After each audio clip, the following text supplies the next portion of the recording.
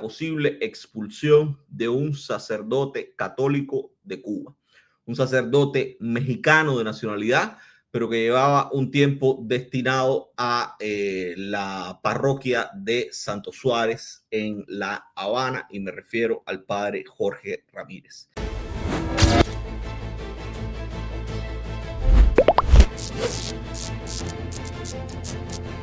Un sacerdote que presuntamente fue el sacerdote que acompañó con las campanas del templo de Nuestra Señora de la Medalla Milagrosa, que es este templo que está en la localidad de Santo Suárez, una protesta popular de las que se reprodujeron a principios de semana en la capital del país.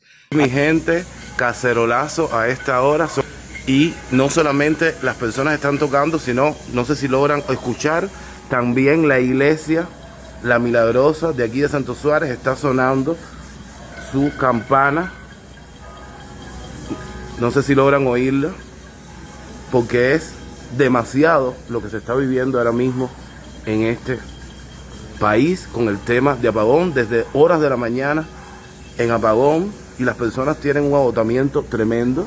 Pues Jorge Ramírez decidió acompañar esa protesta popular con las campanas del templo, con repiques de campanas del templo.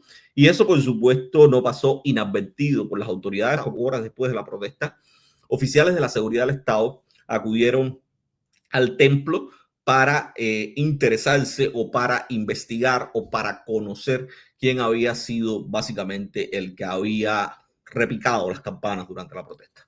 Y todo parece indicar que fue el párroco, que fue el sacerdote Jorge Ramírez quien realizó un acto de este tipo. Y por supuesto, las repercusiones no se hicieron esperar.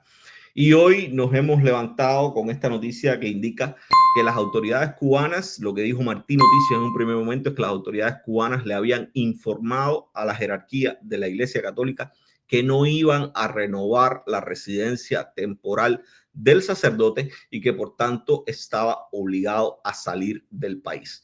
Esta es una noticia que tiene muchos matices y hay matices que tienen que ver directamente con la jerarquía de la Iglesia Católica y hay matices que tienen que ver, por supuesto, con el régimen cubano.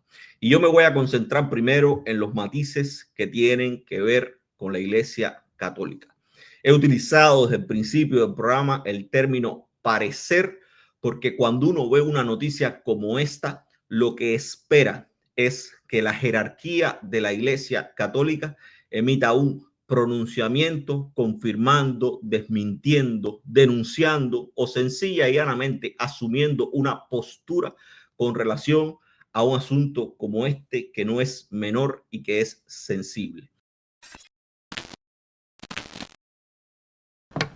La jerarquía de la Iglesia Católica cubana ha llegado a lo que parece ser un concordato tácito con el régimen. Un concordato que pasa por no asumir posiciones que han asumido otras jerarquías en regímenes similares. Y cuando hablo de jerarquía, quiero hacer esta salvedad también, porque la Iglesia Católica es mucho más que los obispos, que los cardenales, que las personas que pueden dirigir y representar a la Iglesia en los diferentes países. Cuando hablo de jerarquía, me refiero a los obispos, a la conferencia episcopal, al cardenal cubano. Cuando hablo de jerarquía, me refiero a esas personas. La jerarquía cubana, sobre todo después de los 90, y quizá el ejemplo más clásico en ese sentido fue el ya fallecido cardenal Jaime Ortega Lamino, pues estableció esta especie de concordato que tuvo sus voces disonantes quizás en Monseñor Ciro en Pinar del Río, que tuvo sus voces discordantes quizás en Monseñor Meurice en Santiago de Cuba. Hay que recordar que Meurice fue el que le dijo al Papa en un recibimiento antes de su visita a Santiago de Cuba que este era un país donde se confundían los términos patria y revolución, y le hizo un recibimiento bastante sentido y bastante crítico y esclarecedor a un papa que no necesitaba esclarecimiento en cuanto a la esencia del comunismo como era Juan Pablo II. Y también quizás, además de Meurice, de Ciro, en los últimos tiempos, el arzobispo de Santiago de Cuba ha sido también una voz discordante dentro de la jerarquía, que ha llegado incluso a negarle públicamente el saludo a Raúl Castro.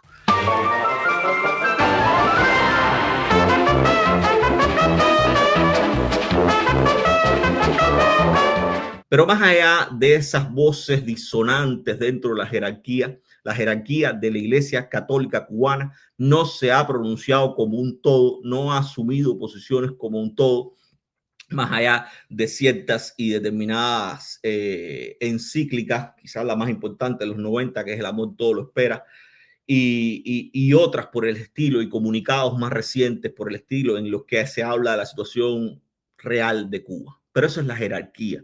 Y digo que la jerarquía cubana ha sido diferente, por ejemplo, a la jerarquía venezolana, donde todas las estructuras jerárquicas le han ido de frente al madurismo, al chavismo, donde hoy, por ejemplo, se está denunciando por parte de Provea que producto de esos posicionamientos de la jerarquía de la iglesia venezolana, pues hoy el cardenal se le ha retirado el pasaporte, se le ha impedido viajar del país. Estamos hablando del cardenal venezolano. No es la misma posición que ha asumido la jerarquía católica en otros territorios donde ha sido colectivo, como por ejemplo Nicaragua. Y por eso hago esta distinción entre jerarquía e iglesia católica, porque iglesia católica no solo la forman parte los obispos y los cardenales, sino también todos los feligreses que acuden a la iglesia y el clero básico. Y yo creo que hay un segmento importantísimo del clero básico cubano, de sacerdotes, monjas, hermanos consagrados, que han puesto pie en tierra y han decidido, sobre todo apelando a su condición de cubanos, acompañar a su pueblo que sufre. Y ahí están los casos del padre Alberto Rey, ahí están los casos del dominico Lester, ahí están los casos de Kenny, ahí están los casos de Castor, sacerdotes conjuntamente con Sordaniesca, gente que ha decidido, sobre todo desde su condición de cubano, acompañar al pueblo que sufre y no dejar de denunciar. Y esa gente también son iglesias.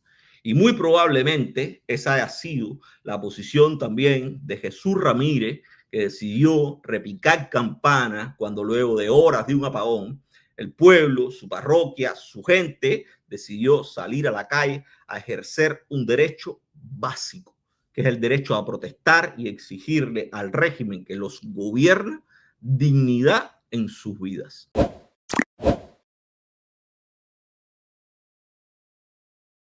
Lo que sucede con Jesús Ramírez es que Jesús Ramírez tiene un problema, y es el problema que tiene gran parte del clero cubano, y es que Jesús Ramírez es extranjero, es mexicano. Los extranjeros, los sacerdotes, las monjas extranjeras que hoy están de servicio en Cuba, están en una condición precaria desde el punto de vista de derechos, como mismo están todos los extranjeros que viven en Cuba hoy. Ni la residencia temporal ni la residencia permanente en un régimen totalitario como el cubano garantiza en lo absoluto que usted pueda permanecer en ese país de forma indefinida, porque el régimen cubano tiene establecido un proceso de expulsión de extranjeros que es expedito e inapelable. Y es exactamente lo mismo lo que pudo haber sucedido en este caso con Jesús Ramírez. Usted es extranjero, usted está acompañando procesos que nosotros entendemos que son políticamente contrarios a nuestros intereses. Usted como extranjero no puede venir a hacer política a este país y mucho menos detrás de una sotana, y por tanto se tiene que ir mañana. Y yo estoy casi seguro que esto es lo que pudo haber pasado en este caso.